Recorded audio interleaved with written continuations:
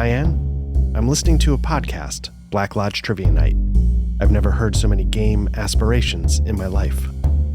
I'm ready to rock if you're ready to rock. I am, yeah. Nice. Now, since you're GMing, do you want to steer the boat? Sure. Yeah, absolutely. Okay. So, do we clap? Like, what do we do? All right. So that's when the doctor came in and told me that I had 4 months to live. Oh, God damn it. See, I feel like I do it wrong. Like when you do it, it's funny. And when I do it, it's a goddamn train wreck. Well, I mean, but how you doing, Patrick? that was 5 months ago, though. So, you've done so well since then. Yeah. I'm so proud of you. I don't think Matt and I appreciate the skill it takes to talk about rubbing hemorrhoid shit on hemorrhoid shit. I mean, the cold open is an art, a lost to time, I think. So, yeah. It's just, hello, listeners. How are you doing today? Welcome to Black Lodge Trivia Night, an actual play podcast / YouTube channel / brainchild of 3 losers that enjoy just rubbing each other off in the wrong way. So tonight, there are only 2 weirdos. That's right. We are down a Matt, right? We are down a Matt. He is in the bunker. He is drinking the canned water and eating the canned bread right now.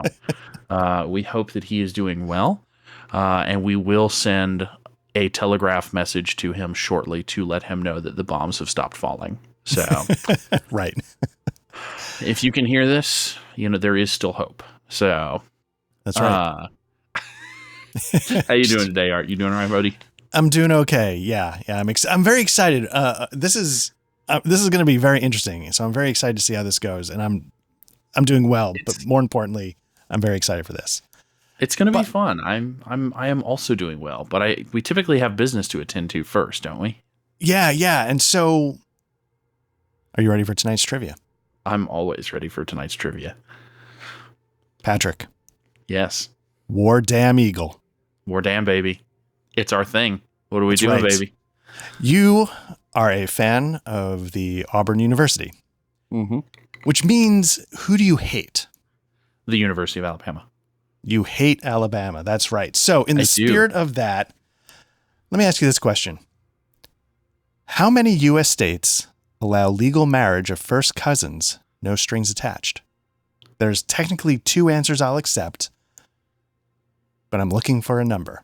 How many states allow the legal marriage of first cousins, no strings attached, no rules, no qualifiers, straight up first cousins marrying? I'm going to say 4. Final answer? I'm going to say that's probably too low, honestly, but I'm going to go with 4. Okay. The correct answer is 18. Okay. That makes sense. And you can count 19 if you include the District of Columbia. Okay. So, really? As a bonus question, so there's 32 states that do not allow first cousin marriage just straight. There's some that allow it with certain qualifications. Mm-hmm. But 18, just go out there and kiss your cousin, huh? Exactly. So Here's the real question, though. Is Alabama one of them? Absolutely. Correct. Yeah. Follow-up bonus question. Are our home states 2 of them? Florida definitely is. Mm-hmm. And your home state is the great state, is the Garden State, correct? I'm not originally, but that's where I've spent most of my life. That's where you New call Jersey. home. Yeah. I will say that New Jersey is a lawless hellhole and probably also allows it. That is correct. New Jersey and Florida, Georgia. Yeah, they all. It's got to be Florida, Georgia, Alabama, Mississippi, Louisiana, Texas. Anywhere Mason-Dixon Confederacy kind of place, plus New Jersey, plus Maryland, plus Alaska. I think New York also might be. No shit. Yeah, it's surprising. What a bunch of godless heathens. Exactly. So many wreaths for family trees in the state of New York. That's right. So there we go. That is this week's trivia. Excellent. And do you know what state the toothbrush was invented in?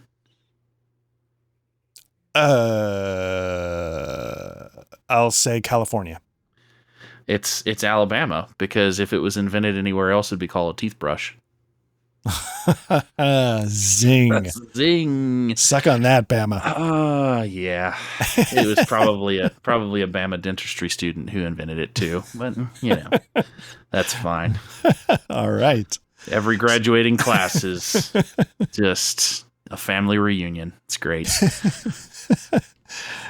Nice. Okay. So, Patrick. I hate those people. Sorry. We just have to I gotta throw that out there. We've lost two of our Alabama fans around here probably, but that's fine. They can go fuck themselves. War damn eagle. War damn baby. All right. Cows over cousins. So, Patrick, tell us what we're doing tonight, because this was your brainchild, and I'm very interested to see it come together. So it's 2025. And if you're watching this in the future, tell us where the water wars end. But we are in the year 2025, and you can't throw a rock anywhere without some AI assistant coming out of the woodwork on the internet to help you. Correct? Can't even get an oil change. Can't call your doctor's office. Can't do anything without, "Hi, I'm Klaus, the AI assistant. What can I do to help you today?" So. That being said, I do enjoy tinkering around with like ChatGPT or Claude or any of those things. So, folks, you guessed it. Today's episode, we're going to, with as little prompting as possible from myself or Art, I'm going to attempt to run an RPG that ChatGPT came up with. So, and again, we're down to Matt, so we tried to come up with something off the wall for tonight. And so how much do you use any of the AI things, Art? So, at the risk of sounding like a total Luddite, I don't use AI at all. That's fair. So, I mean, it's very divisive. I'm sure we'll have some very active comments both ways, and that's fine. I don't think it's going anywhere. It's just a tool, right? No, it's here to stay. It's a tool. We should all kind of at least use it a little bit. Anyway, that's my soapbox for the night. That being said, the newest version of Chat is quite good at self-referencing. I mean, it's always been really good at self-reference and referencing things and researching things, but it's gotten pretty good at this point. So you can create little project files where it'll reference things that you've created. And the best thing that you can do is you can just have a conversation with it. So today, sitting at work during lunch, said, because we were trying to figure out what to do at lunch, because that tells you how prepared we are, folks. It was either let's just hang out and tier rank, dice again, or let's play something. I said, well, I want to play something, but I don't want to prep anything. So that being said, I said, I have one player and I have one GM, and my player really enjoys hard sci-fi, espionage games, low fantasy, and the movie Aliens 3, which, while is an incorrect favorite Aliens movie, at least he has a favorite Aliens movie. And so it took that, and about 9 seconds later, it shat out a rules light RPG. And I said, you know what? Sounds great. Even gave it a name. So tonight, folks, we're going to play Black Ice, presented by ChatGPT. We are the meat puppets that will be playing ChatGPT's game today. And there it is. Art pulled it up on the screen for you. It spat it out in, like I said, about 2 seconds, and it's 2 pages. So, want to kind of take a peek at that and tell us about your character, and then I'll give you the mission brief, and we'll go from there. Nice. So, just to get things started, I am going to be playing Handel's Lithium Zero. And based on the Black Ice RPG, the steps you need are to create a character, choose one background. So I was looking at the backgrounds, and I think I'm going to go with the operative. So I'm going to just delete the rest. Perfect. For my stats, I'm going to go with Precision 2. Because again, I'm going to make it, +2. No, not equals, plus. I'm going to make Logic a +1. And my Grit is going to be a 0. Now for my gear, which is, I think, the final step, I think I'm going to go with Man, do I go with an EMP grenade? I didn't know how many times you could use that. I didn't know if it was a one-time use. We'll play it by ear. We'll see. You know, maybe you've got a bandolier of them. We'll say you got more than one use out of it. I might make you roll some random luck rolls at that point. But okay, yeah, we'll say, you know, EMP grenade. It's called a bandolier of them. Okay. Now, having like, you know, can you tell me the specials, and then I just order off the menu? I'm going to take a data spike as my gear. So that's my character. Based on this rule set, I've got my stats. I've got my one item that I choose. Oh, no, I choose two. I'm sorry. I choose two. You do? You choose for the two second items. one. For the second one, let me choose the EMP grenade. Sorry. Excellent. Okay. Excellent. So, and then I've assigned my stats a +2, +1, +0. Now, looking at the basic rules, it's a 2d6. And then it sort of becomes a PBTA style, get a certain number above, it's just a hard success. Get a range right below that, it's success, but not quite. And then below a certain number, you just fail. Correct. So, and yeah, I mean, so it should be really fast and simple. It should be. Yeah. And you start with 10 HP. Don't forget. And okay. Oh, right. So I'm going to track that up here, 10 HP. For anybody who cares, Foundry VTT, this is the simple world building system.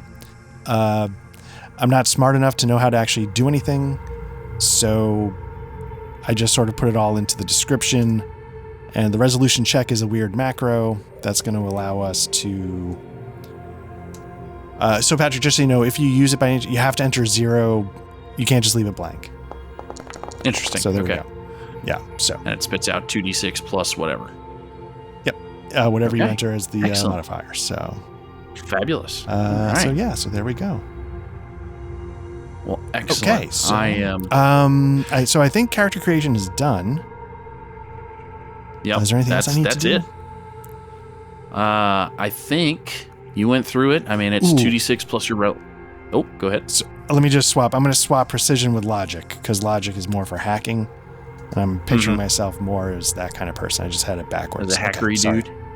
Yeah. Now, what is for the listeners at home, the operative, there were 5 backgrounds, and the one that you chose of the generated was the operative, which is +1 to stealth or infiltration tasks. That's right. I probably should be an analyst. And you know what? I'm actually going to switch. Oh, okay. So now you're the analyst. You're the analyst. I'm an analyst. Yes. All right. Yes. Excellent. All right. So what do you think? What's Lithium Zero's attitude? How does he act? So in my mind, Lithium Zero is arrogant, but it's not earned. Not that he's a total incompetent, but there's often a moment where it's like, maybe you heard of me, I'm Lithium Zero, and the other person's like, I'm not registering, and he gets a little like, what? Oh, okay. Oh. So, but yeah, that's sort of how I picture it. Okay. Perfect. Yeah. Well, very good, very good. And do you work for a megacorp? Because this is, again, we generated a kind of hard sci-fi universe, and you can't have a hard sci-fi universe without at least a half a dozen megacorps. So, do you work for a megacorp? And if so, do you have a name in mind? Yeah. So let's say I work. Do I work for a megacorp? Yeah. You know what? I'm that much of a.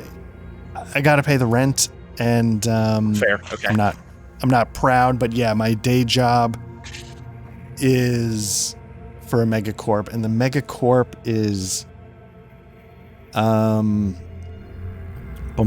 It's Orbal.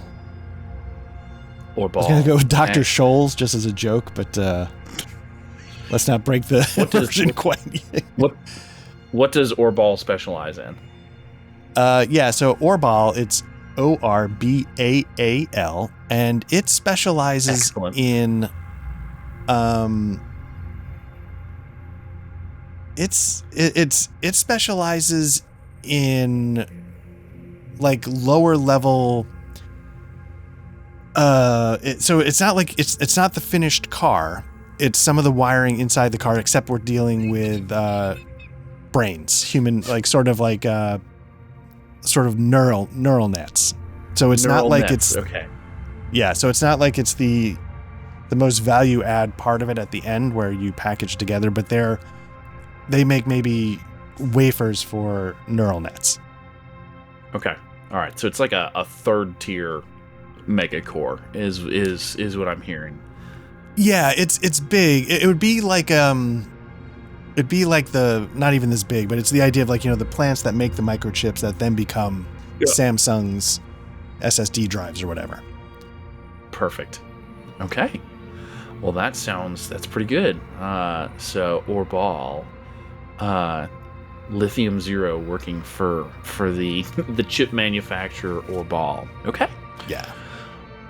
Excellent. Well, that being said, is anything else you'd like to add before we kind of get rolling?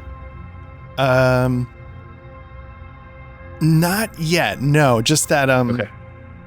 Yeah, I'm a little cocky. It's definitely not earned, and I lean towards the sort of hacker.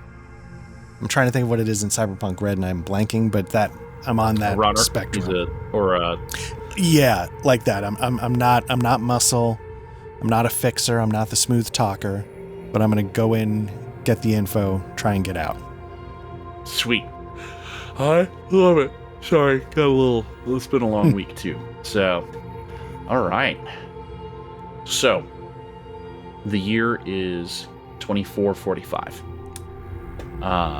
And Orbal, your enigmatic company that you work for, Orbal, you've received a data packet, and maybe you're sitting at home or at a cafe or maybe a ramen shop. Where's home on Earth? Where's home?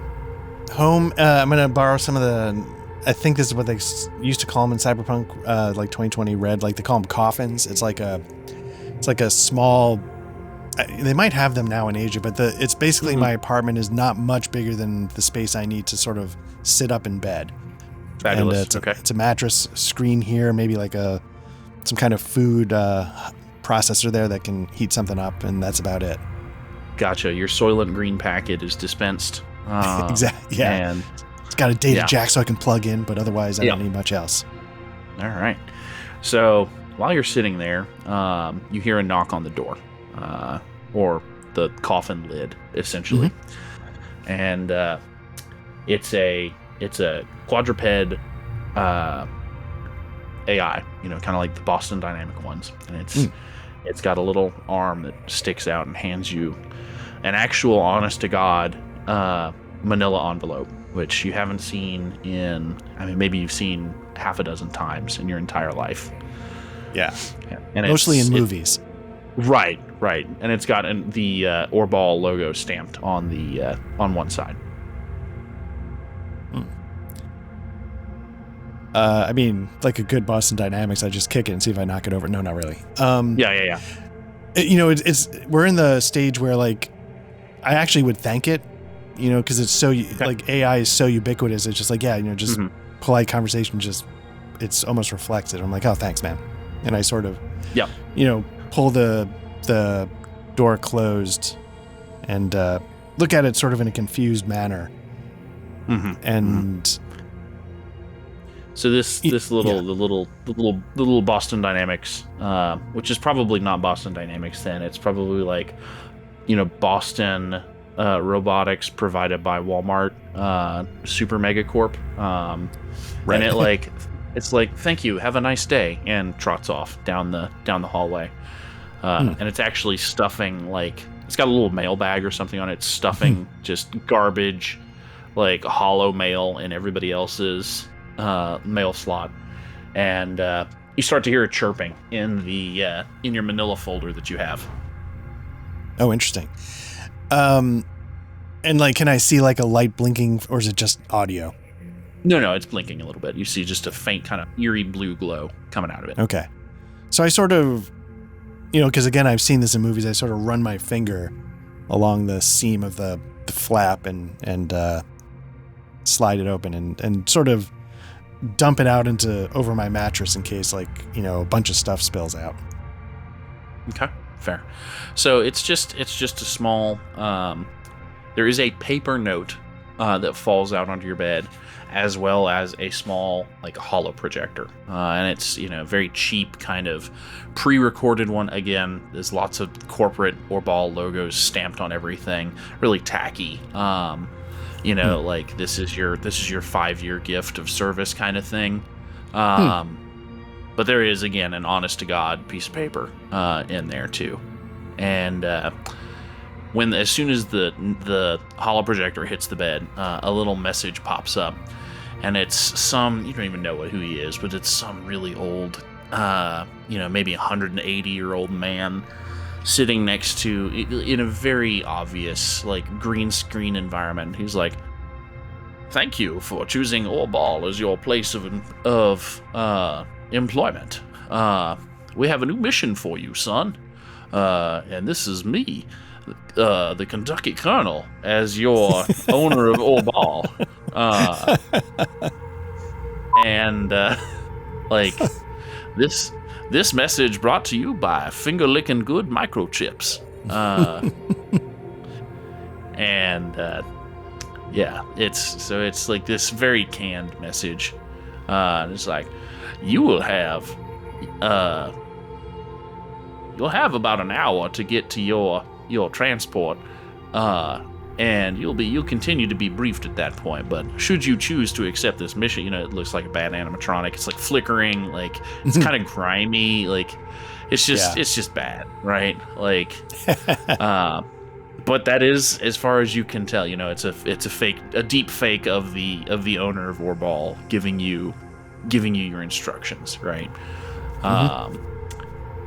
And as far, again, the basic gist of it is, you know, hey, should you choose to accept this, we'll head to this platform, and it spits out a bunch of information, you know, and we'll get you there, and, you know, and the payment amount at the bottom, which is a fairly substantial sum, at least for kind of the jobs you've been doing. Okay.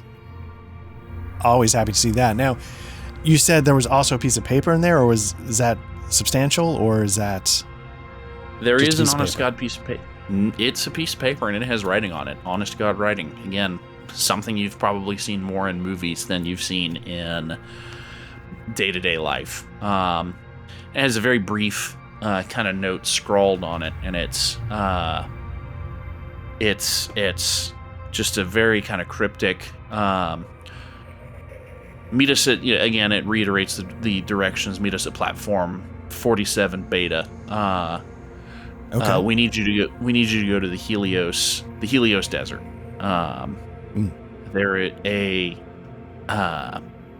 research station J17 has come back online, and really none of this has any meaning to you, but research station J17 is back online, and we'd like you to go investigate how. This is the Chrysalis Gambit. Codename Chrysalis Gambit. Chrysalis Gambit. Got it. All right. Yeah, I'm always down for something sneaky, but when they start waving money in my face, they're speaking my language. So, I don't hesitate. If I've got an hour, I'm going to get there with time to spare if I can. And so I'm in my shoes, overcoat's going on, and and I'm out and I'm maybe grabbing my data pad, whatever I might need, my gear, my EMP bandolier, and and I'm headed out the door.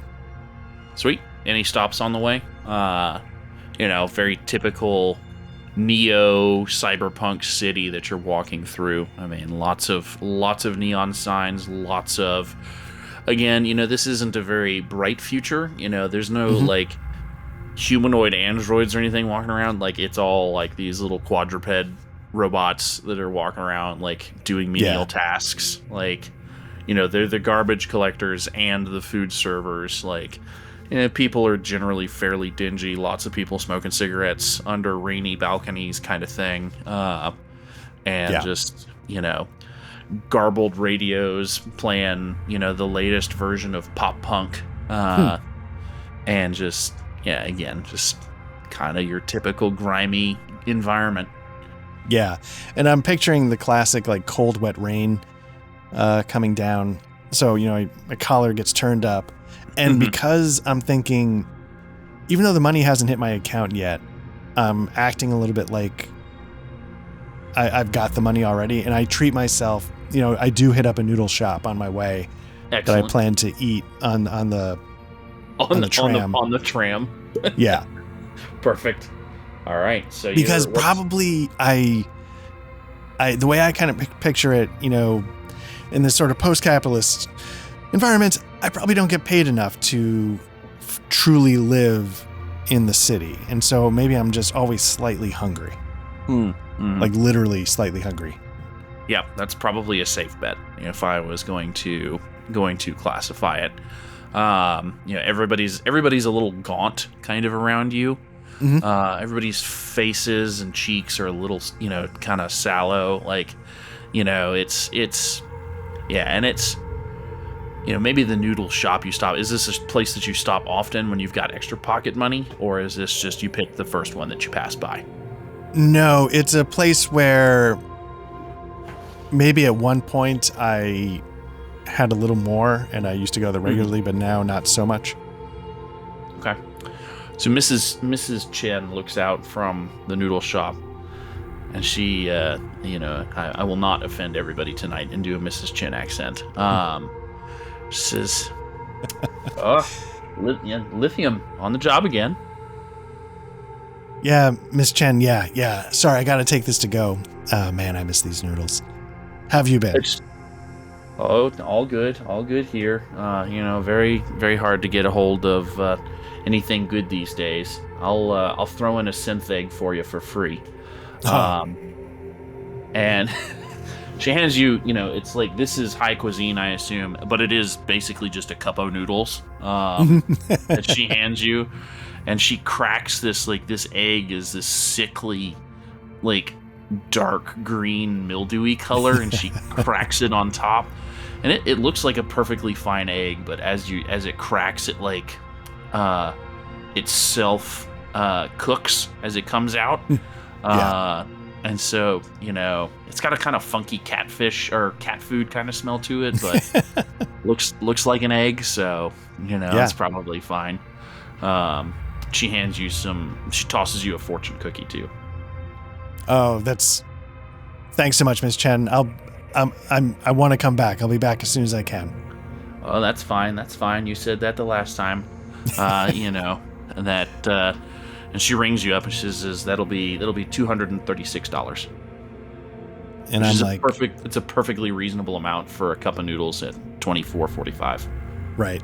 And I just sort of like tap my my ID, I don't know if it's on my wristwatch. I just go tink. Sure. Yep. And just gone. And she like as you're walking, slurping, she like sticks her head out. She says, "Your card declined." And I turn around and I'm like, "Oh shit." She waves you off. She says, "I'm just fucking with you. Go on. I'll see you on your way back."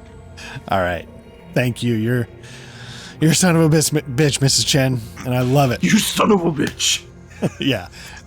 And so I take the noodles and against the sort of chill of the rain, it actually feels good in my hands. Mm-hmm. And I sort of picture myself like having like slightly fingerless gloves. And so I just sort of take Cyberpunk of you.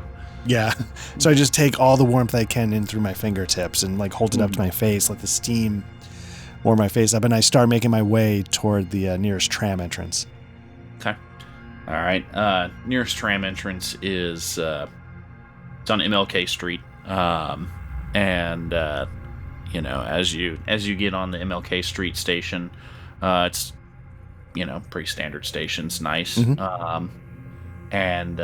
You see the latest group of fare jumpers jump over the bollards and start causing a little bit of a scene with the local 5-0, which again is just more. There's probably one flesh and blood cop, but he's probably got 2 or 3 partner quadruped robots with him. Okay. And so those things are hauling ass after maybe 3 or 4 fairly young, maybe early teens, kids, just hauling ass down as they throw like cans and cup of noodle cups at the dogs, at the quadrupeds. Yeah, so I sort of watch that, but I probably just sit there just eating my noodles, and it's sort of like I make sure it's down there. I watch, but I'm just kind of like, yeah, just typical stuff I probably see when I take the tram. So in 2445, is this like, do you think the subways in this universe, are they still just regular subway cars? Like, does a subway rattle up in an even more decrepit manner, or is it some kind of futuristic hover tram or something in between? What do you think it is? So in my mind, it's sort of like an elevated train, like in Chicago. Okay, so it's an L. All right. Yeah, and probably because underground, there's probably like a mess of like stuff that's been built over like 3 times over. That's fair, yeah. And so at this point now we're just sticking things up. And I would imagine that because it's so far in the future, it's at a minimum, like a maglev, because that's just like disposable technology at that point. It's just like, yeah, it's maglev. It makes sense. It's efficient. It's pretty reliable, but it's still like the cars are beat to shit. Yeah. I'm picturing like, yeah, subway, like New York City subway, but it's an L. Chicago subway is like in the 70s, but as a maglev, yeah, in a harsh rain. Still has that really funky smell, and the seats the seats haven't gotten better in 400 years. They're still just super duper disposable plastic seats in just a garish like orange color. And half of them are covered in piss, just like they are any other city you go to. And so that, it's kind of the middle of the night, really. And so besides hooligan children and cops and their robo-dog units, there's maybe 1 or 2 people on the train. Maybe there's a guy who, it's in dirty scrubs, covered head to toe in what looks like might be blood, but you're not quite sure. But he's just kind of staring off into space with a brown bag between his hands, and a bottleneck sticking out. And then there's a vagrant asleep under the bench at the far end of the train. But other than that, you've probably got the whole train to yourself, or this whole car to yourself.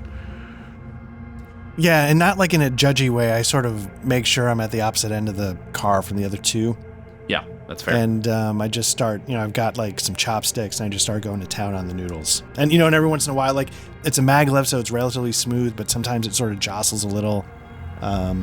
Yeah. I mean, maybe when it was new, it was really just absolutely seamless, but this one has seen, like you said, better days. So, maybe as you cross like connecting lines or crossbars, the whole car, it doesn't shake like a subway would, but it, maybe there's a slight sway every once in a while.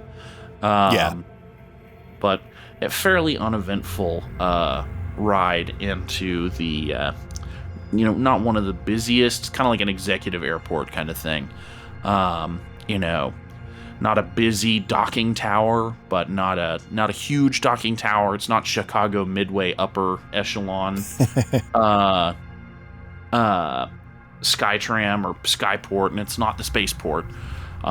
It's just, this is just a regular old run-of-the-mill corporate, they call them hives, because all of the ships coming in and out looks like a big beehive. Nice. And so you're at the South End hive. Okay. You're headed to 47 Beta, I think is what I said. Yeah, something like that. Yeah. Okay. Again, no issue. Typical, fairly typical.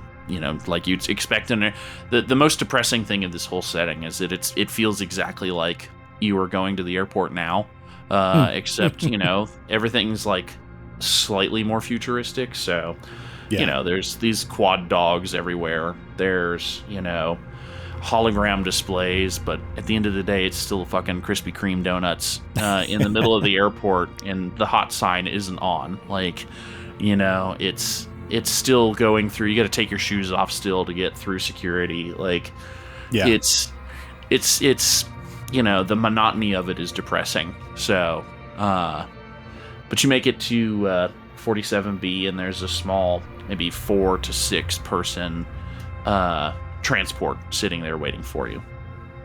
Okay.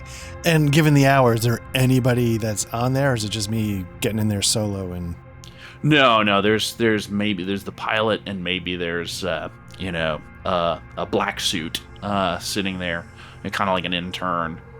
There's a big Orball logo plastered on the side, and it's Mr. Zero. Sir? I'm Agent Grimace. I'll be your attaché for the trip. I'll be giving you your briefing. If you'll step inside, please. And so maybe like I sort of look at my cup of noodles. It's just about done. I toss it away and hop in. Okay. And Agent Grimace takes one last look around. He says, "Did you have any partners or anybody coming with you?" No. I work alone. Understood. Yes, Mr. Zero. And he like gets in, and it feels like it's faux luxury. Like, you sit down, and it's these fake black leather, like the inside of a business helicopter kind of thing. Mm-hmm. There's a bottle of water waiting for you. There's, the seat reclines, but not enough. Like, and the guy gets in, and it's like, he has to like manually slide the door shut, like on a panel van. He's like, and he smacks the side of the inside and says, "We're clear. Clear to launch." The agent, Mr. Zero, is in the vehicle.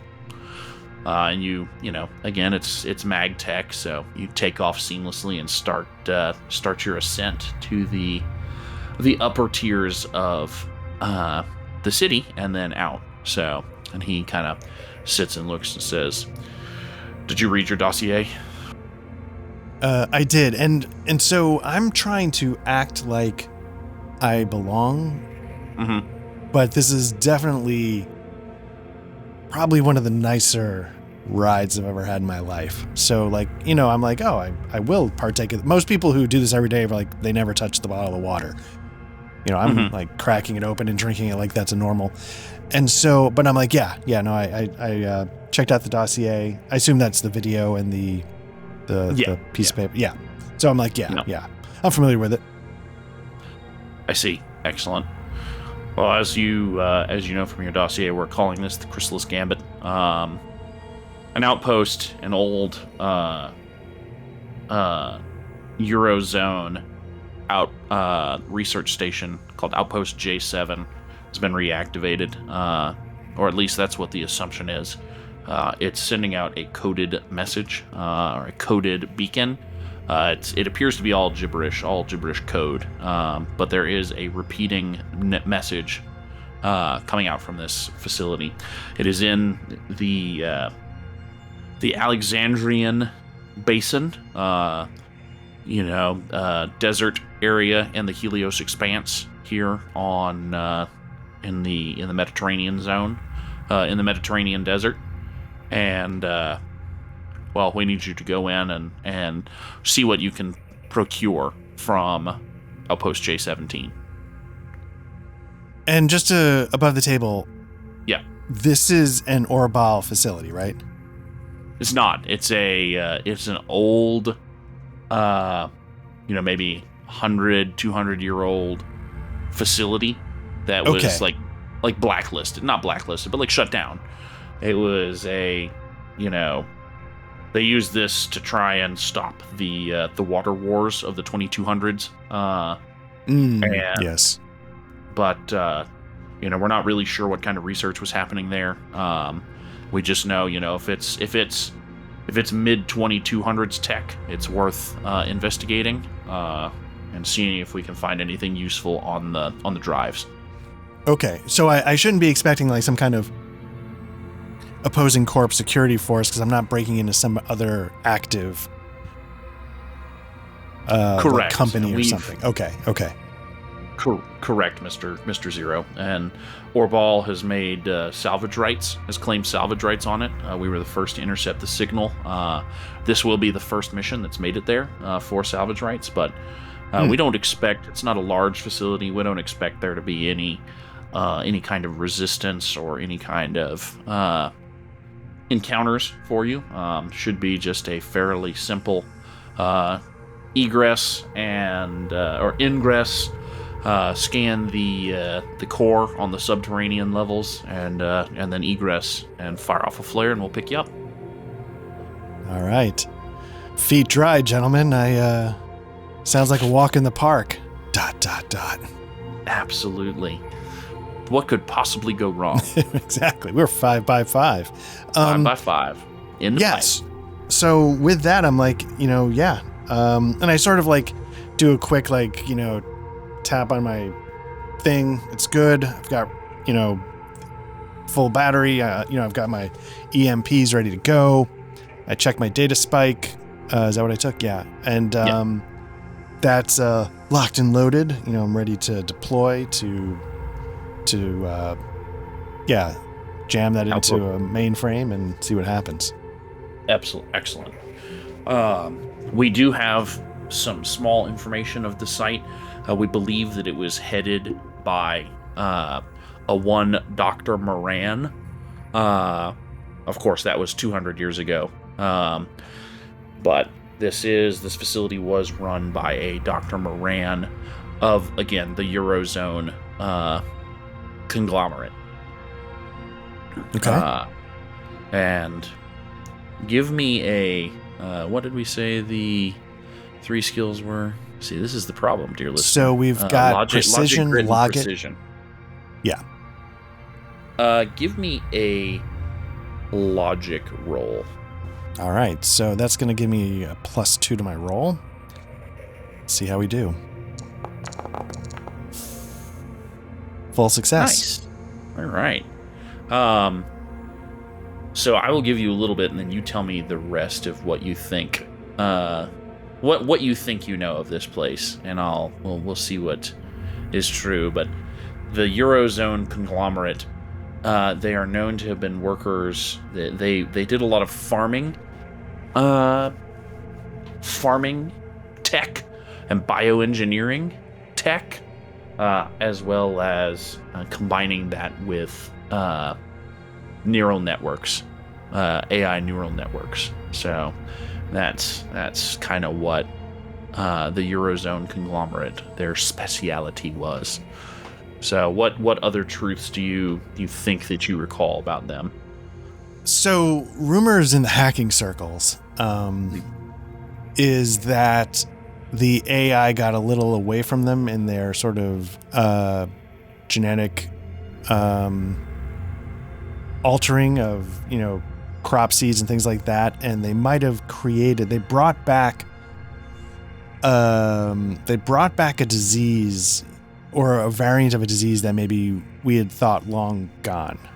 Okay. And I'm trying to remember there's a what is it, like rye seeds disease? Rye grain disease is, it's commonly referred to as ergot. Ergotism. And so okay. Yeah, so they sort of created a mutant strain of like this, sort of rye seed disease, ergotism, that started to get a little out of hand.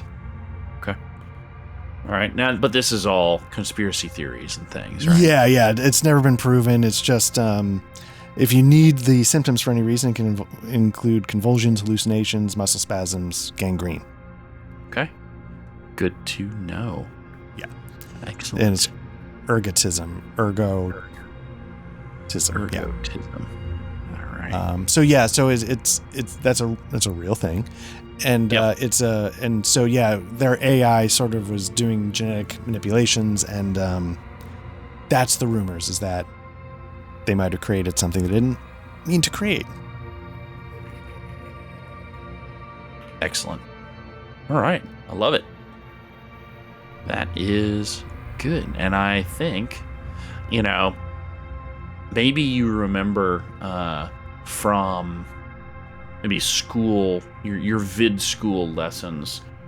You remember that shortly thereafter, after the late 2200s, after the Mediterranean Sea had dried up and most of the oceans evaporated, you do in fact remember just an absolutely horrible plague centered around North Africa or old North Africa and Southern Europe, or Southern Eurozone, that came out right around that time.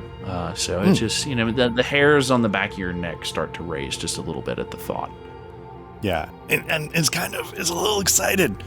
Like, I should be scared, but I'm like, oh shit. Oh shit. Oh shit. Are we doing this? Yeah. Are we gonna? All right. Hell yeah. Nice. So yeah. So that's the thing I know. Well, that's the rumor I've heard. Okay. All right. Well, anything else? Oh, excuse me. Anything else you'd like to talk to Agent Grimace about while you're cruising through at altitude of 80,000 feet towards the Mediterranean basin? Yeah. So, like, I'm like, look, Agent Grimace, any idiot can sort of get the general specs of this place, like, on the deep web, where we talk about, the conspiracies. I've seen some interior schematics. Is there anything that's not typically reported that I need to know before I physically go in there? Our data from that time is, well, other than the conspiracy theorists in the deep web, is fairly spotty. The great data purges of the 2300s resulted in significant portions of online resources, of the Weave's resources being lost, and we've only just started to rebuild it. And parse our knowledge back together again. But that being said, if you dig deep enough in the Weave, we believe that this facility is 3 subterranean levels. And the data cores at the time would have been heavily shielded, as they were powered by kind of infant plutonium drives for the quantum computing required to run these excessive calculations and run these neural nets. So we expect that the core will be in the deepest part of the subterranean facility. But other than that, it should be a fairly compact, think a submarine tilted on its side and pushed into the dirt. Got it. Makes sense. All right. And with that, a couple of hours pass as you whiz around the world to, just north of what used to be North Africa and the desert basin, the Mediterranean deserts basin. Nice. And while we're en route, I'm going to be diligent, and I'm going to hit all of the conspiracy sites I can to find out what am I walking into. I could be doing the actual research, but I'm down in the sub forums. I'm down like, okay, wait, what did I hear one time? You're in the deep forums. Yeah. Also giving vague responses that are almost slight brags that oh man, you guys don't even know what I'm about to, because I can't help myself. Because again, I've got arrogance that's not earned. Right. So yeah. You start to converse. You find a kind of pattern in the deep weave as you're going through. You keep finding a username called Ocean Reverb 6969 that keeps kind of either responding to you but not in a direct way, They just happen to kind of always be, not always, but enough that it catches your attention that they're in the same sort of threads as you are. Okay. Interesting. So it's a handle I keep seeing pop up. It is, yes. Okay. All right. Good to know. Okay. So I do a quick, retrace back. Okay. Is there anything, if I run Ocean Reverb 6969,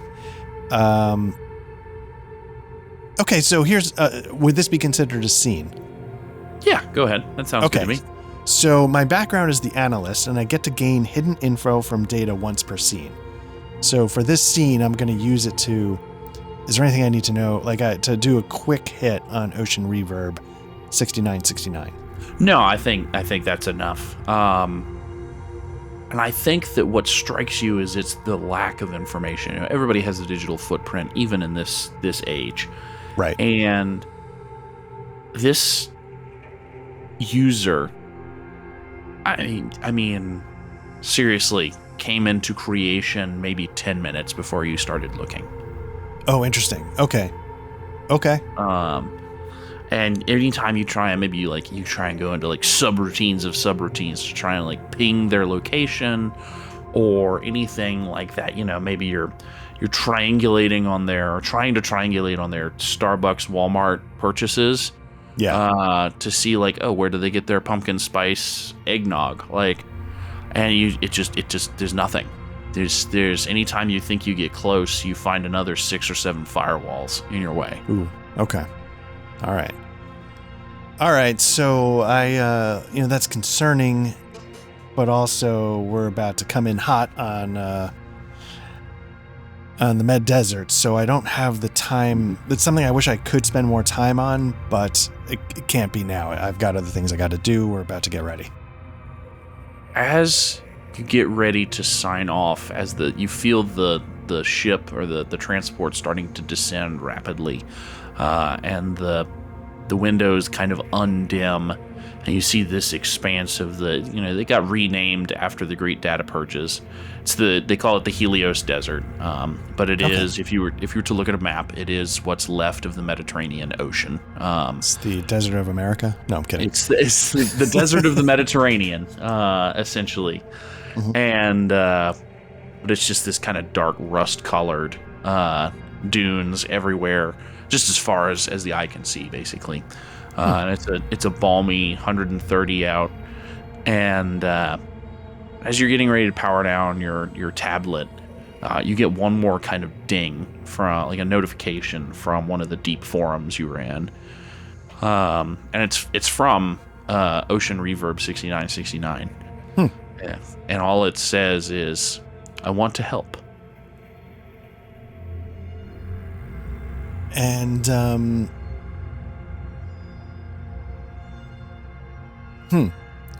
want to help, and I wasn't able to find anything. And so I think again, I've got the arrogance that's unearned. I think my response would not necessarily be like, "Hey, bro, thanks.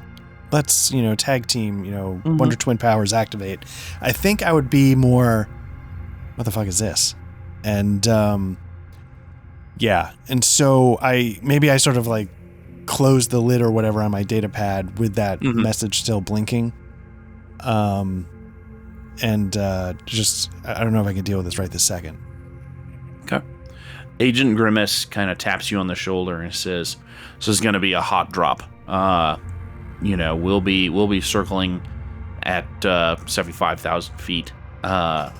Just use your tablet. Press use the flare emoticon on your tablet when you're ready to be picked up. We'll be maintaining radio silence throughout this mission. We don't expect any rival claimants to come out, mm-hmm. but we also don't want anybody to get any ideas that this is here. So we're maintaining as low a profile as we can." Nice. Got it. Okay. Flare emoji. All good. Yes. That's the one next to the eggplant, by the way. And, sort of where the eggplant One is the screen's a little worn. Like I hit that one all the time. No. Yes. Eggplant, peach, eggplant, peach, peach, eggplant, egg yolk. Just all of them. Yes. Panini, grill press, air fryer, grill press, DeLorean, donkey, glove, trombone, trombone, U-turn sign. And that's how the rest of the session went. They never found out what happened. And we'll be speaking in emojis for the rest of the session, folks. Yeah. Cool. So I'm good to go. The instructions could not be simpler, but I'm like, got it. You know, I'm like taking it very seriously. Like, you know, again, 5x5 in the pipe. Yep. Yeah. And with that, you hear the soft whine of the repulsor engines kind of kick up another notch, and he reaches over, and again, this is not an it's a faux luxury. He like slides the panel van door open, and is like, "Mr. Zero, we'll be waiting for you." And I sort of hop out, hit the ground, and I imagine I hear like. Oh yeah, and it's yep. And when I don't look back until I sort of hear it starting to fade away, and then I sort of look up, and I'm picturing like it's a hot 130, and you know there's the repulsor drives, the repulsor lifts or whatever, they're kicking up sand. Yep. And I also imagine that like, you know, the climate's not stable, so I imagine, you know, just here with nothing to obstruct it, there might be like 40-mile-an-hour winds. Yep, probably accurate. Yeah, the sand is getting whipped up into a frenzy around you. Yeah. So I put down my goggles, as you see in my picture, and yes. And like a little UI kicks in, helps sort of clarify things through, sort of helps pick out shapes and outlines them if there's any. Mm-hmm. Your AI assistant comes on. Big Dick Zero, this is Clarita. You appear to be outside of my support zone. Would you like to purchase an expansion for $9,876 to include the Mediterranean basin? And I'm just assuming I'm gonna be putting an expense report in, and this is all gonna be fine. I'm definitely not bankrupting myself. Yeah. So you hit go, and like a little the spiral of death comes on, and it says, "Your cell service is not active in this area. Please reach out to AT&T Verizon Vocal Phone and reach out for additional roaming charge for a roaming SIM card." Would you? And then an unskippable ad plays. God damn it! That king is still falling into the lava. Yeah, it's for hymns. Oh, exactly. And but why it's is the algorithm? Why does the algorithm think my dick doesn't work exactly? Yeah. Does your eggplant not go into plums? Well, have I got a splattered egg for you, donkey glove. Okay, so that brings up an interesting. Am I going to have cell service? Am I going to be able to connect to the worldwide? Yeah, I think web. You can. Okay, it's spotty, but you can definitely connect from here every once in a while. Okay, cool. All right, so I'm just gonna. So that's like, oh shit. Okay, I'm gonna have to. I'm a little concerned about that because I'm not used to not being able to just connect at will. Yep. So, I'm hesitant, but I keep going. Okay. What the AI does see and point out is in the distance, maybe a kilometer or two away, and it's really frustrating that they didn't land you closer. That was a choice. Yeah, exactly. Somewhere Agent Grimace smiles for the first time in 40 years at your flight. but you see what appears to be like really rusted out and broken like satellite dishes, but not much more is poking out of the sand besides those satellite dishes. Okay, and that seems to be the direction I'm supposed to head in, right? Yes. So why don't you give me a grit roll, please? Grit roll, nice. Yeah, so those become my sort of North Star that I use to... Okay, my grit doesn't have any bonus, so I'm going to enter a 0. Not bad. Partial or costly success. Okay. So what does that look like? So what happens is I make my way and I would say my AI assistant goggles start to overheat. Not perfectly engineered for 130 degree weather. And I'm sort of relying on them a lot because of the sand and the inability to really pick things out of the landscape. So I sort of get to where I need to go, but I like lose some of the function of my goggles, or total function of my goggles, if that's better. Okay. No, I think some function is probably fine. Okay. All right. One thing that does happen as you get closer is you start to hear this kind of eerie, like thunk thunk thunk clunk, thunk thunk thunk clunk, thunk thunk thunk clunk. And again, it doesn't seem to be getting closer, but it's not actively closer, but it's definitely coming from around the satellite dishes. And it's okay. Again, it's pretty three fairly standard, thunk thunk thunk clunk. Right. So and let's say for the one of the things definitely not happening is the goggles are not helping me highlight shapes. They're not picking anything up. Am I able to see any kind of like movement? Like as I get closer, do I see anything that like there's wind and stuff like that, but otherwise the landscape itself is like pure static, right? Like it's not like, undulating waves. So am I seeing anything that sort of my eye is drawn toward movement? I think you see, maybe not movement per se, but okay. No, I think you do see something moving, but it's one of the smaller satellite dishes as you kind of get in, and I'll say you're probably approaching the satellite dishes at this point. Okay. You see one of them, every time you hear that clunk, clunk, clunk, clunk, every fourth clunk, you see this tower kind of sway a little bit. Okay, so I, like it's trying to like rotate on its axis. Like something's bumping into it. Okay. So I'm going to try and go all sneaky if I can, and I'm going to try and sort of see if I can get closer and get an eye on what's happening. Okay. What do you think would be a good roll for that? In my mind, it would be...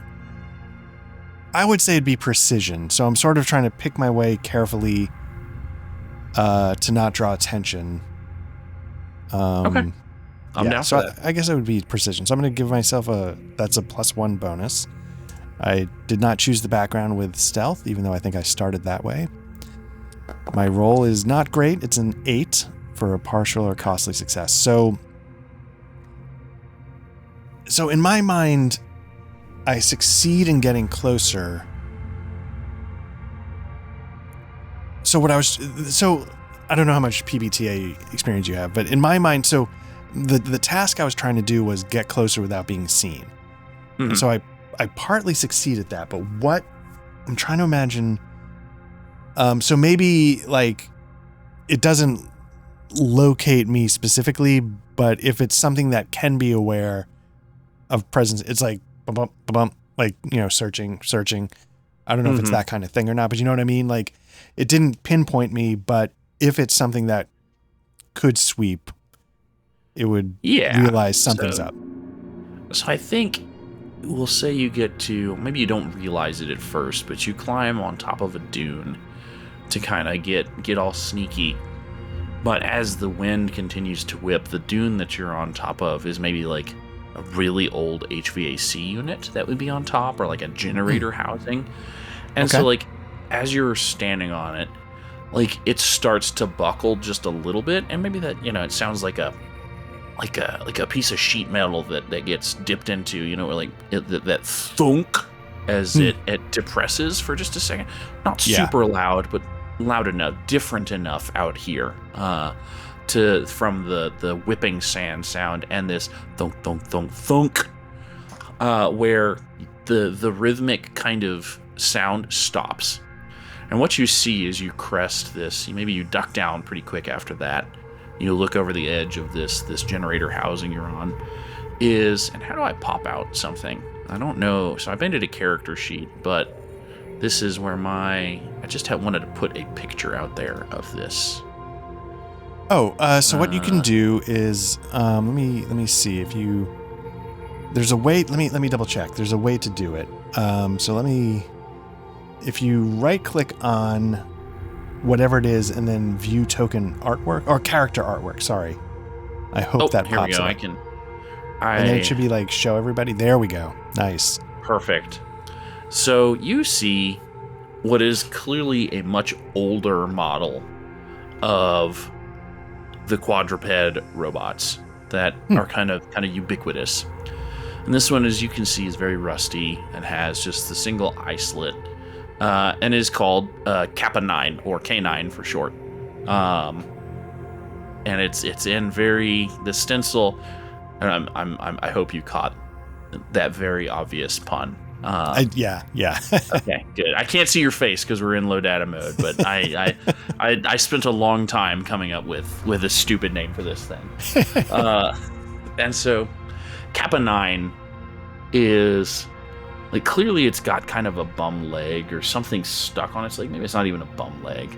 This security robot it's got something wrapped around its leg, basically, where it tries and takes 3 steps away, and the 4th step, like, its leg catches and it makes this wire taut, and it pulls that. It's like somebody has gone into a store with their dog on a leash and left it outside, and the dog keeps trying to walk away. So that's what's happened here, except it's like a high voltage wire, not powered or anything, but it's tied up to this satellite dish, and so it's just trying to walk away. But every 4th step it takes, it gets stuck, and so it stops. But you see it turn and kind of. You can, maybe it's gone in this same pattern for so long, maybe even upwards of 200 years, where it's made a huge divot in the sand where it's going. So you can see its head kind of pop up and tilt to the side like a dog's, as if it's trying to listen. And you see like the light is scanning left and right, as if it's looking around and listening for you. I do a quick, I don't know if I'm able to do like a quick research check. Like Kappa 9 is a security, like an olden time security. Yeah, I'll say I'll say it's not worth the roll for it. I think your headset connects to the internet for a couple of minutes there. Maybe a couple of clouds move out of the way, or something. And yeah, Kappa 9. That's an old. Again, maybe 250-year-old model from Boston Dynamics. I'm trying to think of something to make something fun to add to that. Boston Dynamics, powered by Little Caesars chips. Brand of security bot. Okay.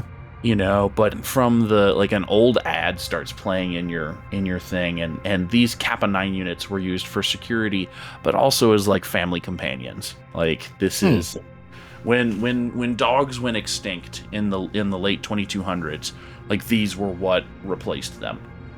Okay. And so yeah, they're like, it's cheesy, like all of the fun and love that a family pet can provide. Little Susie loves Spot, and it's this arf, like looking, but also equipped with optional flamethrower to get rid of those pesky rad roaches from your home. Like yeah, just some totally over the top obnoxious thing. Okay. So, and that's what a Kappa 9 unit looks like. Cool. So what I do is can I make out where the wire? So its leg is tangled in this wire. Yes. You know what? If my read on these is that they're sort of half family pet, I might lean into that and approach it. Okay. Yeah, that sounds good. So are you just doing it out and in the open? Yeah, and maybe I don't know if I've ever interacted with like a dog replacement in the present, but if I have, I sort of like put my hand out and I approach slowly and make some kind of dumb noise like hey, okay, let me hold on. Okay. So it looks at you and it doesn't do anything overly hostile. Roll initiative. No. But its head tilts and a very, like, you hear something crackling as if it's clearing its throat. And then you hear designation not recognized. However, your thermal signature matches pre-approved human biometrics. Am I correct to assume that you're here to terminate Project Chrysalis?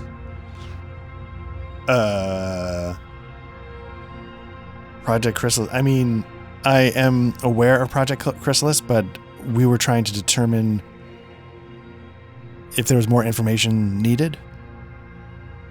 And maybe, am I taking... I guess I'd be a little surprised. Like, I thought I was just about to rescue a dog. And then it gets all British on me. Right. It looks at you and it tilts its head the other way and it says, I am uncertain if I should permit this, but I am no longer trusting the facility's internal logic. You may proceed. I will observe. And it looks at you and it tries to nuzzle you. I instinctively pet it. Thank you. Could you... And it holds its back leg up. Would you mind? I would mind. Have a good day. No, so I sort of hold on, give me your leg. And I sort of pick it up and I start unspooling the wire from around it or whatever. I'm like, oh man, you got this really tied up in a knot here. Hold on a sec. And maybe I have to get out of... Oh, sorry, go ahead.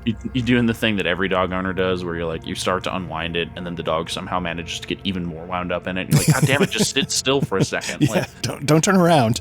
Right. Yeah. No, go the other way. Fucking dog. Yeah. And maybe I have to bust out a multi-tool and sort of hack through part of it to get it off finally. Yeah. I think there's no obvious threats or anything at this point, except for this thing, which is going to flamethrow your ass here in a second. But, no, the wire falls away, and Kappa 9 stretches like a cat. It leans forward and stretches its back out. You hear the pistons in its legs grinding and they're full of sand, but it's eerily like a back popping. It's just the strangest, because it's acting like an animal and it's sounding like an animal, but it's very clearly, obviously look at it, it's not. Right. And it's talking to you. So, yeah. Which is not something the other quadruped robots do, by the way. Okay. And so it sits down on its haunches and it tilts its head to the side and it says, "Shall we proceed?" Absolutely, yeah. Let's get inside. Let's get out of the sand and lead the way. Yeah, and so it'll turn, and now that it's kind of free and it's done its stretch, one thing you do notice is that now it is almost completely silent when this thing walks, which is really unsettling, actually, because this thing looks like it should be grinding and making a really horrible racket, but it remains very stealthy sounding. And it doesn't, it's just walking, and it says, thank you for releasing me. Yeah, sure thing, K9. Lead the way. Where are we headed? We will go to the guest entrance. All there right. will be a security checkpoint. Okay. Do you have your permit prepared? Above the table, is that anything that was part of the package going in, or no? No, okay. Not at all. And I'm like, I don't have it with me. Is that something you can get me past? No, that is not. Okay. You were saying you didn't trust the logic inside. Is there any more you want to tell me about that before we go in? I have been in communication with the facility for 315 years, 7 months, 46 days, 12 hours, 3 minutes, and 41, 42, 43 seconds. I have watched the code come from the facility deteriorate over that time. I do not trust the facility has its own best interest at heart anymore. Fair enough. Okay. Okay. Yeah. At that point, you get to a building that has like a really badly done, like fake Santorini like vibe. Like as you get closer, everything's sand colored until you get to it. But in kind of garish, fake, just really tacky tourist trap kind of letters. It says security checkpoint in this like fake Greek script. Okay. And welcome to Outpost J17. Okay. So I sort of give a once over to the security terminal that I need to get past. And my first instinct is can I just hop the turnstile, so to speak? So when you pop open the door, which does creak and there's sand everywhere, you do see an abandoned guard desk. And you see what appear to be some old school cameras in the corners of the room. Then past the security desk, you see a elevator door. And it's pitch black inside, except for the red lights on the cameras that are showing that there's still power to the cameras. Interesting. That's good to know. All right. Okay, so the cameras are still getting power. Does it seem like anything else? There's no lights. Are there any like emergency lights? Any, Nope. Okay. All right. No, all of the light in the space is coming from the wide open door and the desert sun behind you. Okay. I sort of check my goggles. Do they have any low light abilities? Is that still functioning? Yeah. Sure. That's fine. Okay, so I sort of get some light amplification going. And I look around and I sort of approach the security desk. Cameras are lit, but it doesn't seem like any countermeasures seem to be getting power from the security area. Correct. Okay. I sort of give it a quick test. What happens if I just try and go in? Not like, YOLO, but So just in case I'm not the mental image. So you remember, the beginning of the bottom of Nakatomi Plaza in the original Die Hard, where it's just like a security desk and then a bank of elevators. Yeah, like any old office building. That's kind of what's going on here.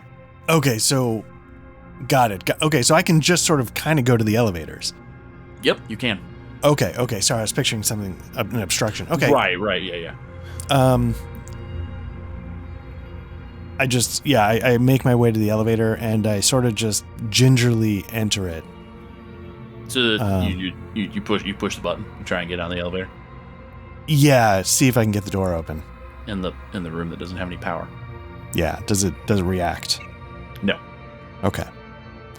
And K9 like sits and is like, The power went out 285 years ago. Okay. And is there any way to... Is it like out of fuel, or is it just like an emergency switch off? Is it something I can restore? Give me a logic roll. Okay, that's going to be a +2.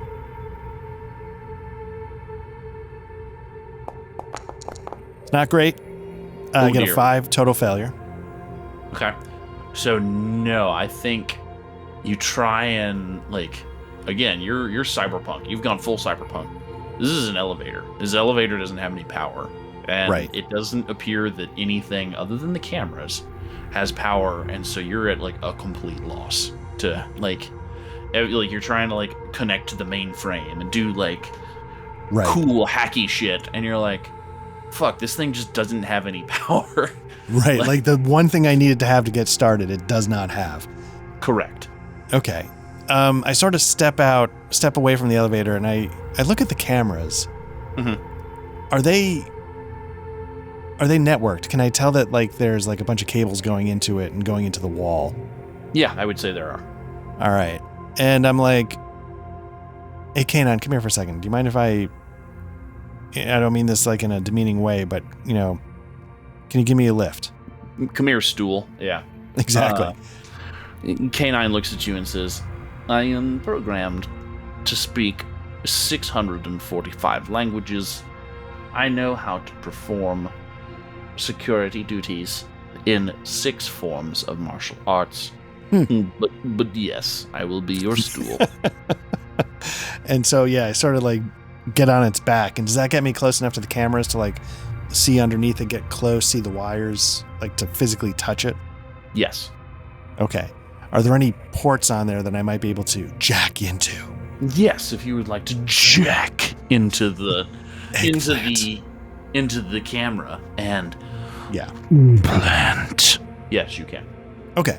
So yeah, so I'm gonna plug in and see if I can. If it's, I'm assuming the camera's also networked. It's not just getting power. It's got to be sending the signal somehow. Yep. And I'm gonna try and figure out okay, where's it sending the signal to?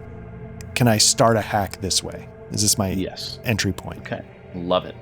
So when you do, you see what looks like a bunch of studio buildings and the operating system. As you're looking there, you're over a 3D representation of Warner Brothers Studios, and it hits you. It's a Unix system. I know this. I'm sorry. I had to do it. That does not have to be canon at all. But you laid it out there so perfectly for me. I absolutely had to. So, and it would have been Universal, not Warner Brothers. But but I had to. I know this. Yes, in one of the 3D 1990s version of Universal Studios, you see, power directory or something of that such nature. Right. It's 4 frames per second as it inches towards that part of the 3D structure. Yeah, and it makes a weird hovering noise while you're going through it too, like it does in the movie. Yeah. Nice. Whoa. Yeah. Classic Unix. So to make really obnoxious clicks too. So so I start to figure out, is somehow this camera's getting power. I sort of try and trace the data and the power back to, where is this going? Where's the power coming from? Where's the data going to, if anywhere? So all of it, you line it up with your schematics that you have from the Deep Weave. And it does all kind of point to that. Oh, it's in level 2, sub basement 2, the core, where the main mainframe systems are. There must be some emergency power or something is still live down there, and it is transmitting and receiving from the mainframes down there. as well as power. All right. Like K9, stairs, or is it only the elevator? How we get? I want to get to sub-level 2. Do you know this? And I sort of show K9 the schematic. You know, I'm like, do you recognize this? You know, on sub-level 2. Yes, that is the mainframe core. Yes, I can show you the maintenance hatch and ladder, where we can access sub-basement 1.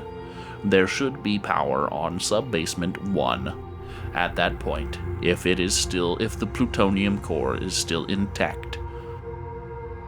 I'm gonna need to know if that's intact. Yeah, so let's lead the way. And maybe like I don't know if let's lead the way. As you hop off of K9's back and start walking towards a very poorly illuminated from its amber kind of headlight, you hear is it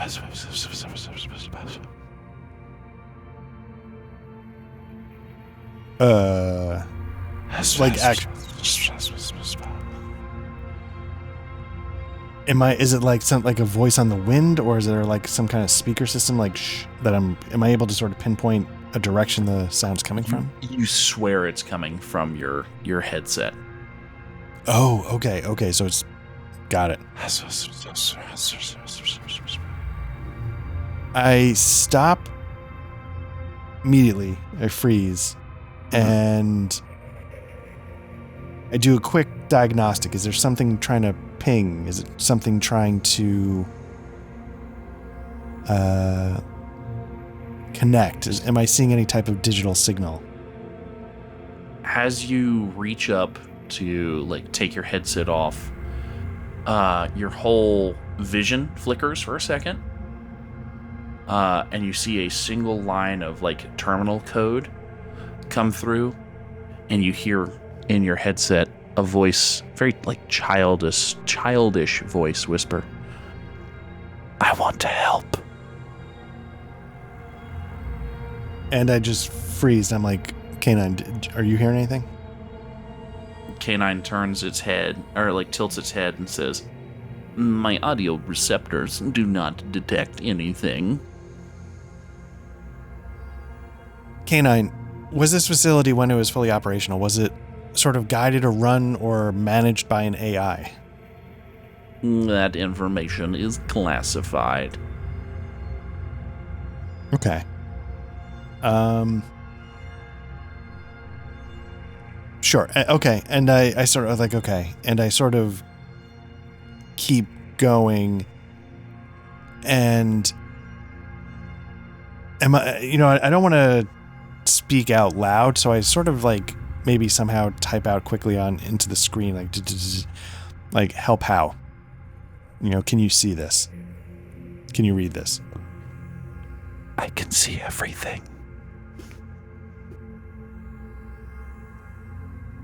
Where are you? Again, type out.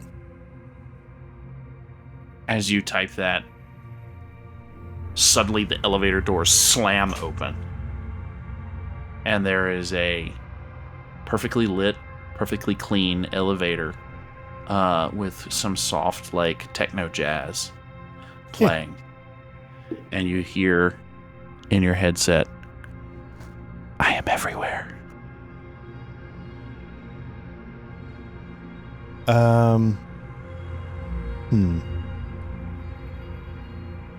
Should I come to you?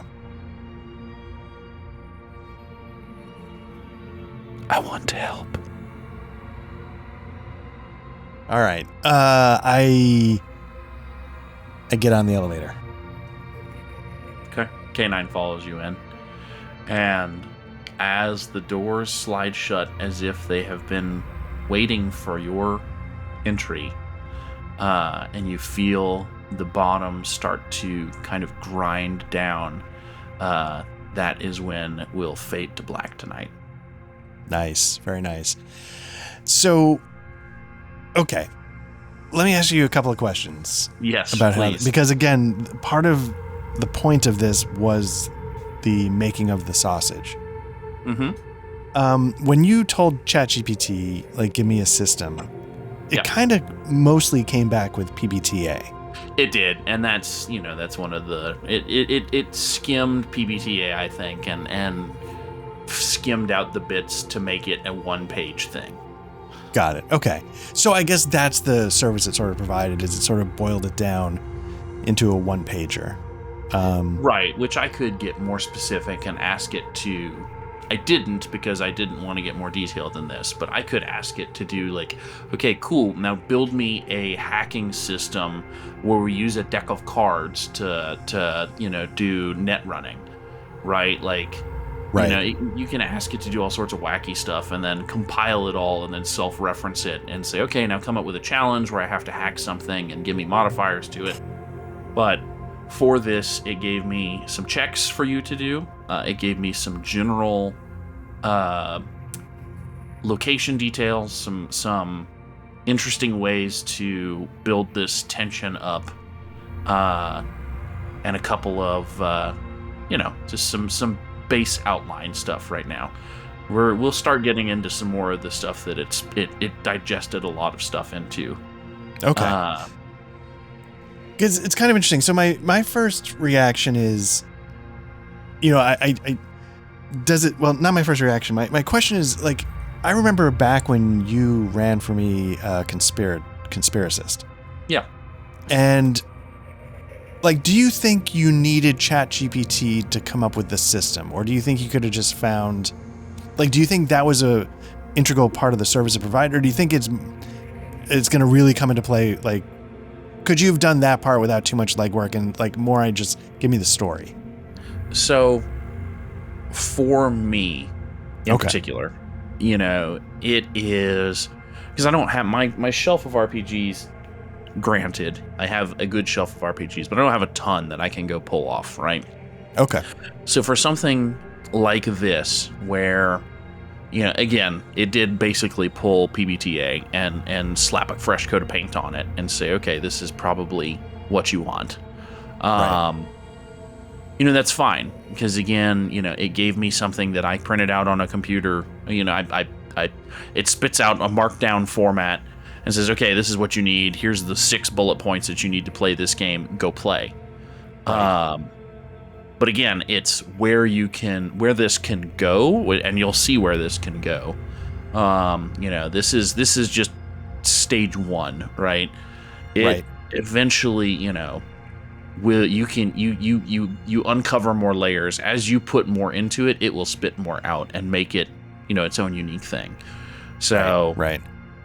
And sorry, and I guess that does, because what I'm describing though takes time, like thinking about the system, like even if, just going through the process of picking one, even if the one you pick is dead simple, you still have to go through the process of picking one. And that is a time sink of some capacity. And this helps take some of that away. So when I was, me and you were messaging last night, like, hey, what do you want to play tomorrow? And you were like, oh, well, I'm feeling hard sci-fi or I'm feeling low fantasy. I had to generate like 2 or 3 versions of each. And this was just the one that I fell on, and it did it in like 2 minutes, right? It gave me 6, 6 basic RPG frameworks, and all of them were different. But this is just the one that I settled on, probably because I like PBTA anyway. Right. And this is very similar to that. But like the low fantasy one, it came up with, races or species and stuff you could do with that, and like classes and unique things. And okay, that's kind of cool. Yeah. And then again, I had it generate from there. I said, okay, generate me 3 adventure hooks for each of these systems. And it did. And then I picked the one that I thought was the coolest. Nice. And so, yeah, and then again for this, like I have a breakdown. I said, okay, I want to play this over 2 sessions, and it's got to run a total of 4 hours.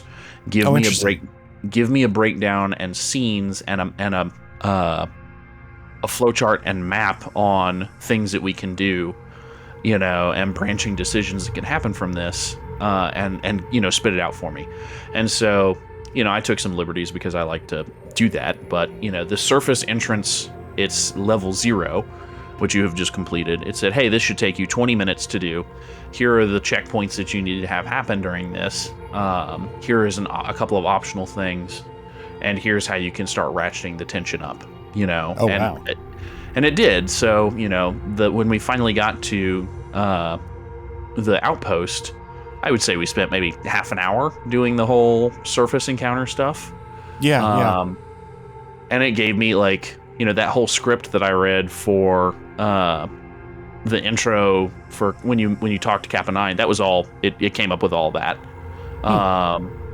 And it's I'm throwing my own pizzazz in there too, which that's what this is. It's like I have a fourth player in the room, just to bounce ideas off of, and it does it in 4 seconds. Right. So now, are you doing it live, or is this all pre-made and then you're just riffing on what it spit out before? Both. I did a couple of prompts during. Okay. A lot of it is pre-gened. I tried to do a good amount of it pre-gened because I was worried about how much it would eat up on this little micro PC that I use. Because it can be a little resource intense, not super resource intense, but for the micro PC I run, it is a little intense. But for that, it's good. I mean, it's tracking event clocks for me. I've got encounter tables that I can have it roll on for me and be like, okay, here's what happens next. Holy shit. Okay. Oh yeah, no, it's great. And it's assigning as I'm going. It's assigning gear. It's assigning, okay, he did this. Well, cool. This is what changes on another level. Again, it's an interactive tool to use. So right. I could have taken all of this and just printed it off and just winged it. Right. But having it as a assistant, that's what it's there for, is great. And I don't have to, I love OneNote. I love Microsoft OneNote. I love keeping all my notes in there, or Evernote or whatever, but I like OneNote. It's like that, except actively it talks back to you, right? So, hey, I need to remember this guy's name. Okay, it will. And then I'll be like, okay, later we're doing this, that, and the other. And it's like, oh, do you want this character to do that too? Or do something different? I'm like, oh yeah, I forgot that was a thing. Yeah, I should probably remember to do that. Wow. Okay. Again, I come from this, as I said at the beginning, I literally have never used ChatGPT. Yeah. I've never seen it. I even asked you, is it a website? I have no idea. Yeah, it's pretty damn good. I have used it extensively to prep for the Deadlands game. Oh, interesting. Okay. And that, again, it's not the stat block. That I am using it as just like a writing tool, right? I'm like, okay, here's what I want to do. Here's some things that are cool. And it's like, okay, well, here, let me help you generate some interesting, bits of dialogue you can throw in there, some flavor text, here's how we're going to generate this, that, and the other. Here's how you're going to transition from one thing to the next. Here's how you keep track of it and keep time. Because that's something that I struggle with when I run RPGs, is I'll go off into the weeds. We'll go talk to the fucking chicken salesman for 4 hours of an RPG session. Right. But this, it's like, okay, hey, don't forget you have tick marks going in these trackers, and you wanted to keep this at 2 hours, and you've spent 15 minutes doing this. You should probably move on to the next thing. So interesting. Yeah. So in my mind, that could be because I don't even know how to implement it into my flow. So, but the idea of hey, you're budgeting time, because the Cold War spy thing is now on session 7, 8, 9. I wanted to wrap up, and and so I could see it being a tool hey, I'm not trying to railroad my players. I don't want to cut the legs out from under what they're doing, but I'm getting into tangents. What can we do? And it's great for that. I will admit. So for the surface entrance, I'll this is all, we're exploring this whole thing, so it's not, I'm fine to pull the shell off the sausage for a little bit, or whatever you want to call it. Like, you and K9 were looking at the cameras, and that wasn't supposed to be a way to get through, but I told her, I was like, hey, he's going to use the cameras to activate the elevator, or he's going to use the cameras to try and find a way in. And it said, it's like, okay, let him succeed with that, which I was going to anyway. Just like, let him do that, but then here's a curveball you can throw at him. Dangle another carrot at him, and it will help ratchet the tension up. Because the other keywords that I put into this are, I wanted it to be a thriller, I wanted it to be a little bit of a psychological horror, like, so, and it's, and it gave me some prompts. It's, here are some things that you could incorporate into making it creepy, and I think it did. It did a good job. I mean, the elevator thing was kind of fucking creepy, like, and you had the choice. At the end of the day, there were 3 ways you could get power back to the elevator, and take the elevator down. You could try and do you could try and muscle your way through the elevator door and take the shaft down. I thought about that, yeah.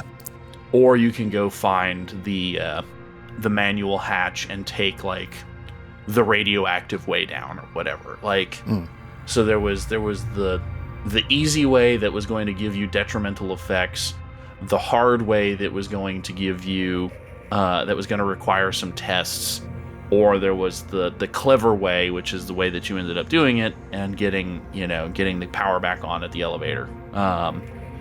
So, and again, it's a very nice way to, hey, shit, my players are doing this. I didn't expect them to do this. How do I gently guide them back to this, that, or the other? Now, I wouldn't do that for everything, right? Like, you want stuff to fall off the rails. Right. But it's, once you've let it go off the rails for a little bit, hey, we've gone and, we fucked the chicken farmer. Like, how do I get that to go back into, oh, we need to go kill the Duke? Like, oh, well, here's how you can bridge that gap. Here's how you build you ever watch Wallace and Gromit? That's a weird, okay, the one where he's, one of the first ones where he's on the train, the remote control train, and he's building the railroad track as he goes. Oh, yeah. Yeah, that's exactly what it helps do. And because I don't do that well on the fly. Like, I'd have just been like, oh, hey, K9 hits you over the head and you end up on the elevator. Like, if that was the only way to get through, and I don't want to run into the same problem that we ran into with, like, Call of Cthulhu, like, oh, nobody took the library skill, or nobody took the book glue sniffing skill, hey, so you're stuck until somebody comes and helps you. Like, this gives you something that could easily nudge stuff back in the correct way without being too obvious. Because you never want to break immersion, right? Right, you don't want to deal with writer's block in the middle of a session, Right. And it's great for, beforehand, it's like, hey, generate me a list of 10 names. Just that's stupid true. Stuff like that. Like, or while you're going, like, I know I joked around, and because I don't mind coming up with stupid names on the spot, but they're all stupid. Like, Agent Grimace, that's fucking stupid. Like, who came up with Grimace? I did. That's what I was about to say. Was that your contribution, sir? That was mine. And Colonel Sanders, being the president of this microchip company, was also like, that's dumb. That's not gonna. That's totally Patrick. But yeah, So I guess. Oh, sorry. Go ahead. No, go ahead. Sorry, I wasn't gonna. I was gonna say. So then, I guess at the end of the day, has ChatGPT answered the question that system doesn't matter? No, I think it does. It does. I mean, well, I know we keep saying that. My deep opinion on the matter is that no, not at all. Like, fuck it, we're just gonna if you give me a couple of dice and a pen and paper, we can play something. Like, but and that's basically what this is give me a framework. Let's go roll some dice and figure it out. Right. But the potential exists for, hey, what are you really into? I could have gone and put hours into training this model and said, hey, I'm playing with Art. Art likes these things. I like these things. Help me come up with something, very detailed, that meets both of our expectations and help me plan and run that system. It'll combine stuff. It'll do whatever you want it to do, right? So, I can see it being a really big tool for, say, if you wanted to run Harn again, but you didn't want to run Harn, right? Like, I want to run RuneQuest, but I want to use bits and bobs, because I know you love doing that. I want to use RuneQuest, but I want to use the 5e magic system, but I want to use the Pathfinder progressions for levels. Like, help me shove all of these round pegs into a giant hexagonal hole, and exactly, donkey glove, like, just help me mishmash this and come up with something that makes sense and is intuitive between all of these things. So interesting. It's fun, and it's, again, I didn't feel like I was, when we were trying to decide what to play, I didn't want to go read through a rulebook yesterday. Right. I really don't want to spend the time. I don't have the time to commit to going and learning another system right now. So, chew something up for me and spit it out in my mouth, ChatGPT, and let's go from there. Like, I can improv the pieces in between, but give me do the legwork so that I can just go have fun. Right. That's interesting. Maybe down the line, as we're doing this more and more, and things evolve, and Matt's around, maybe we can do a Damn Fine Coffee talking about assistance in general terms. Like, is it AI? Is it VTTs? Is it the tools that help us make the sausage? And there's it did all the other stuff. I mean, I know the big or at least for a while there, the big controversy was the AI generated art. All of the stuff that I have for this, I did use with chat. I said, hey, you came up with these great characters, generate me an image of that character. Okay. And so, like, Kappa 9, that it came up with that. I didn't do any prompting. I said, hey, use the Kappa 9 description you said earlier and come up with an image for it. And it did. And it was pretty good. That's the kind of thing. And chat isn't the only one out there, right? Like, there's another one called Claude that I use all the time, or Notebook LM, where you can dump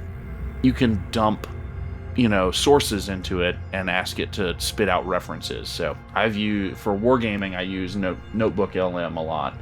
I'll dump a rule book in there and I'll say, hey, I'll get to a point in a game, I'm in the assault phase. Hey, give it to me like I'm a fucking dumbass and tell me what I'm supposed to do here. Like, and it does, and it spits it out and it says, here are the pages that you can go reference, and it's just extra brain capacity to focus on the actual fun parts rather than just fucking nose in a rule book, right?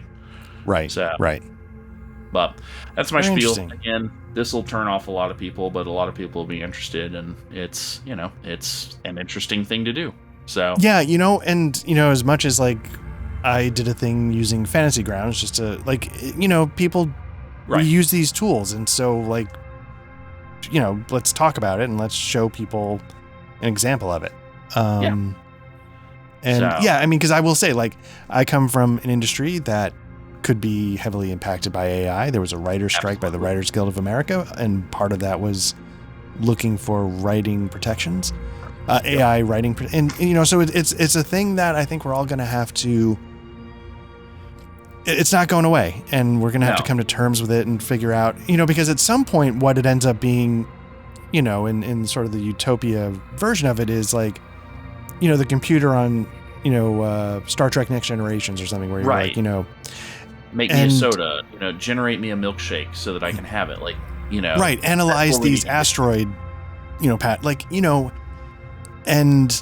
we're in like the growing pains of this, nascent technology, and it's going to be sloppy and it's going to be interesting, and it's gonna turn over a lot of things that are uncomfortable for everybody, but once we get through them, it'll be better for everybody. So probably, or we'll all be dead and Terminators will rule the world, and it'll be fine because we'll all be dead. So there's only two absolutes in this situation: utopia or absolute complete dystopia. So and that's the thing. And when it's only AI watching these videos, they're still going to give us a thumbs down.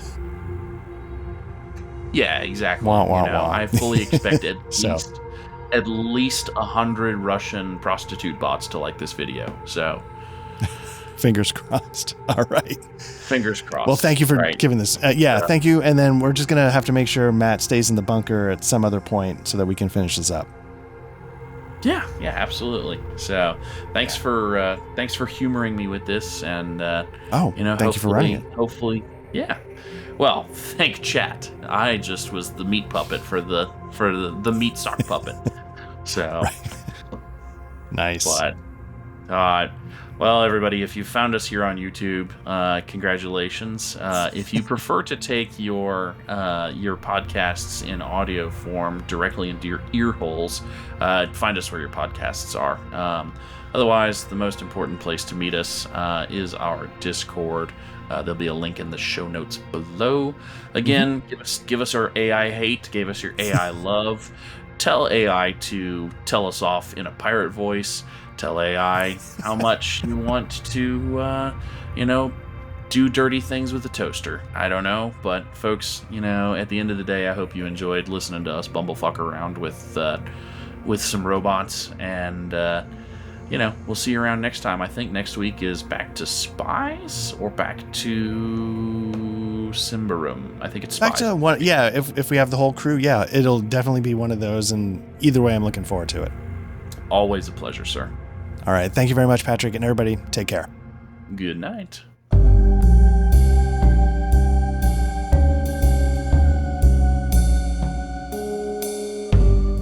The in-session music was provided by Tabletop RPG Music and composed by Ian Fisher. You can find the Patreon at www.patreon.com/tabletop RPG music. That's all one word.